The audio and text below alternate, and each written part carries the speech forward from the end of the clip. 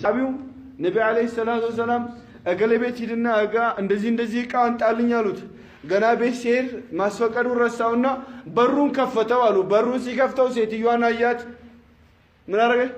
ሴትዮዋን አያት። እንደኛ እንደ ቲቪ አላያትም፣ ፈልጎም አላያትም። በድንገት ነው ያያት አይደለ? አሁንማ ሐዲስ ይነግሩሃል። በድንገት ካያት እኮ ችግር የለውም፣ እንደ ቲቪ ያያት ነው አይደል? አፍጦባት አንድ ጊዜ ካያት ችግር የለውም ብለዋል። ነብይ ይሄን አላሉም። ነብይ ያላሉትን ደግሞ አለ ያለ ሰው ቦታውን እሳት ውስጥ ያዘጋጃሉ። ነብዩ አለይሂ ሰላም ሰሃቢው ደነገጣሉ። ነብይ ልከውኝ እንደዚህ አይነት ወንጀል ሰራው። በድንገት ነው ያየው። ወንድሞች ስሙ፣ ከሀገር ወጣ አሉ፣ ጠፋ። ምስኪን ምን አይነት ነገር ነው? ምን አይነት ያላህ ባራ ነበሩ። ነብይ ቢፈልጉት የለም በሀገር። ዑመርና አቡበክር ነው ሰው ይፈልጉልኛል። ገጠር ሄዱ አሉ። የሆነ ከተማ ገጠር ሲሄዱ እንደዚህ ሰው አራ አንድ ሰው አለ፣ ከየት እንደመጣም አናውቀውም፣ ተራራ ላይ ነው ያለው። በቀን አንድ ጊዜ ብቻ ወተት ለመጠጣት ይወርዳል። ሌላ እያለቀሰ አላህን እየለመነ ነው ያለው። ምን ያደርገናል?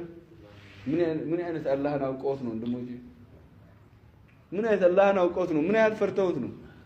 ከዛ ወተት ለመጠጣት በወረደበት ሰዓት ያዙታ አቡበከርና ዑመር ነብይ ጋር ቀጥታ አላህን ፍሩ አላቸው። የፈለጋችሁት ቦታ ወሰዱኝ፣ ነብይ ጋር ግን ይሄን ወንጀለኛ ሰው ይዛችሁት አትሄዱ አላቸው።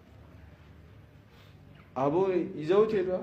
ገና ነብይ ሲያያቸው አሉ ራሱን ስቶ ወደቀ አለይሂ ሰላም። ነብያችን አነሱትና ታፋቸው ላይ ያስቀመጡት።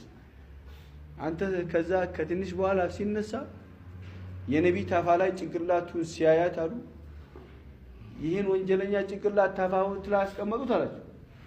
ምንም ነገር መናገር ሳይችላሉ ሩሁ ወጣች። ወጣች። አንድ ወንጀል ለዛም ድንገተኛ ወንጀል የማይባል ነገር ምን ያህል አላህን ቢፈሩት ነው? እኛስ ማንን ነው የፈራነው? ወንድሞች ተውባ ማለት ይሄ ነው ወንድሞች። አላህ ተውባ ይስጥልን፣ እውነተኛ መመለስ።